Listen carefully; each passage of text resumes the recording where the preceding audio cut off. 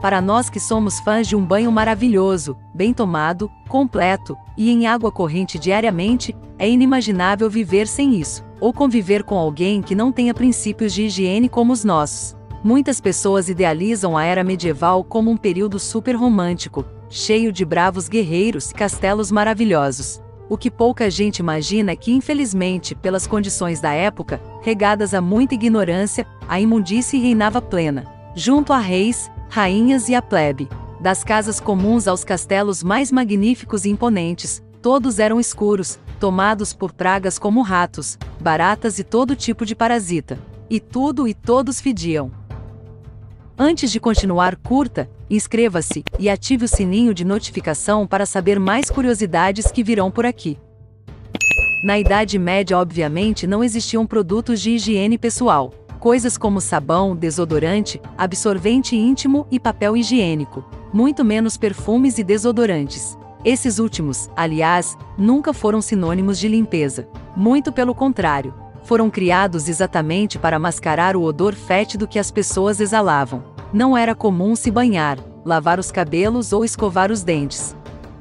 Por incrível que pareça, antes da Idade Média, as pessoas eram muito higiênicas. Um exemplo eram os romanos e os gregos, que eram muito ligados à aparência e ao bem-estar físico. Tomavam banho todos os dias, cortavam o cabelo e mantinham suas barbas perfeitamente limpas e alinhadas. As casas de banho eram tão comuns e populares que em cada cidade havia várias delas. Quem não podia ter uma em casa, ou simplesmente quisesse encontrar os amigos, poderia tomar seu bom banho em uma dessas casas de banho públicas.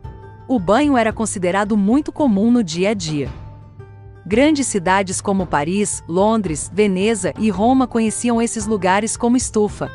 Por volta do ano de 1300 funcionavam à base de imersão em água quente com sabão e ervas. Porém, esse costume iria desandar com a queda do Império Romano. No período entre sua queda até o desbravamento da América, estas casas logo foram fechadas por incentivar e facilitar atos luxuriosos. Os médicos e a igreja correram para espalhar a falsa crença de que a água quente fazia muito mal à saúde, enfraquecendo músculos, reduzindo habilidades motoras, comprometendo a visão, corroendo os dentes e deixando as pessoas mais vulneráveis ao pesado frio europeu. Ao mesmo tempo, diziam que a sujeira, sim, é que era boa para a saúde geral. Com o aval dos médicos, acreditava-se que a água abria os poros e deixava o corpo livre para a entrada de todo tipo de doença. A higiene passou então a ser considerada uma perda de tempo prejudicial à saúde, e para ser considerado limpo bastava lavar as mãos e o rosto. As mães seguiam à risca as recomendações médicas de não darem banho em seus bebês, por medo das doenças. No entanto, a morte infantil era altíssima. Junte a isso o frio intenso e a total falta de saneamento básico. E na falta de uma rede de esgoto, as pessoas mantinham uma caixa de madeira embaixo da cama, para que todos da família pudessem fazer suas necessidades, quando a necessidade batesse. E assim que a caixa enchia era fácil esvaziar. Bastava jogar o acumulado de dias de excrementos da família inteira pela janela. Coitado de quem estivesse na hora e lugar errado nesse momento. Esses se misturavam ao lamaceiro da rua, que também vivia cheio de excrementos de cavalos, ratos e outros animais, que eram criados para consumo próprio, venda e transporte. Grandes metrópoles consideradas hoje centros de luxo, podiam ser consideradas naquele tempo como alguns dos lugares mais sujos e fétidos do mundo. Ruas, edifícios públicos, casas, tudo fedia. Se as pessoas se aglomerassem, pior. Em locais como igrejas, queimava-se incensos para tentar disfarçar o terrível mau cheiro. No século XV, tomar banho uma vez por ano em uma banheira de água quente era mais do que suficiente. A rainha Isabel de Castilha, no século XV, se vangloriava de ter tomado banho 2 vezes em sua vida. Uma em seu nascimento e outra um dia antes de seu casamento, o que era, aliás, uma tradição palaciana. Era comum que os casamentos acontecessem no mês de junho, pleno verão europeu, pois o mês de maio era mês em que as pessoas tomavam banho, e todo mundo, incluindo os noivos, aproveitavam para feder um pouco menos. Luís XIV da França, o Rei Sol, herdou com fervor os hábitos de higiene de seus antepassados medievais, e fugia do banho como quem foge do seu pior pesadelo, e só se lavava quando o médico recomendava. Ele se limpava com um pano com água, álcool ou saliva, e tinha um criado para limpar seu bumbum após o número 2. Os corredores do Palácio de Versalhes eram imundos e habitados por moradores fétidos. Havia fezes, urina e todo tipo de detrito espalhado pelo chão. Os belos e enormes jardins do palácio não eram só para serem admirados, mas também usados como um grande banheiro a céu aberto nas famosas baladas promovidas pela monarquia francesa. Um decreto de 1715 dizia que as fezes deveriam ser retiradas dos corredores uma vez por semana, o que significa que o recolhimento era menos frequente. Era comum mulheres da realeza andarem com ramos ou buquês de ervas ou flores, sempre passando pelo rosto e nariz para aturar o fedor de quem as cercava. Também usavam saquinhos com as mesmas flores e ervas combinadas por baixo dos vestidos. As perucas viviam infestadas de piolhos, mas viver sem uma era inimaginável para homens e mulheres da nobreza. Quanto mais chamativas e volumosas, melhor. Significava status.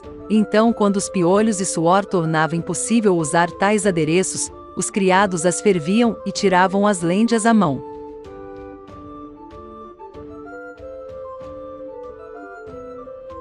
Ou seja, os príncipes e princesas dos contos de fadas fediam a banheiros públicos ou a esquinas em noite de carnaval. Da realeza ao mais pobre, a situação era a mesma. Era comum as pessoas ficarem anos sem tomar um único banho. E como a igreja restringia e via maldade em tudo, se tocar para lavar suas intimidades poderia ser um grande tabu para os mais devotos. Quando o dia de tomar banho finalmente chegava, todos reutilizavam a mesma água para se lavar, já que encanamento não existia e era difícil estocar água limpa em quantidade. O mais velho era o primeiro a se lavar, e o mais novo o último.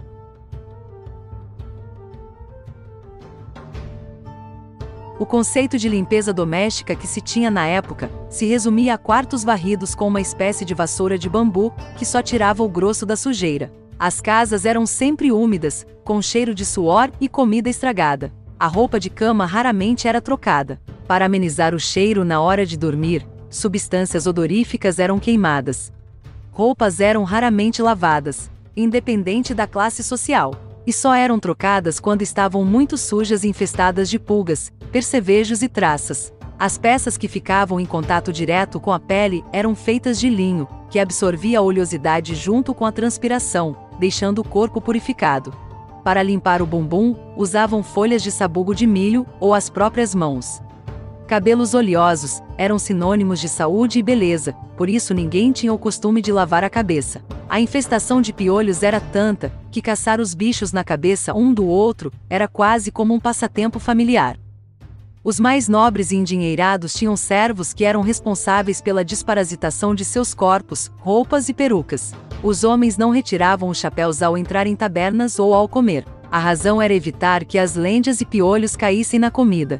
Já sem escova e creme dental, costumavam esfregar os dentes e gengivas com panos, utilizando misturas de ervas para amenizar o mau hálito. Enxaguar a boca com água gelada ajudava a liberar o muco, mastigar aipo ou casca de cidra cortava o bafo, e almíscar e folhas de louro funcionavam como antissépticos.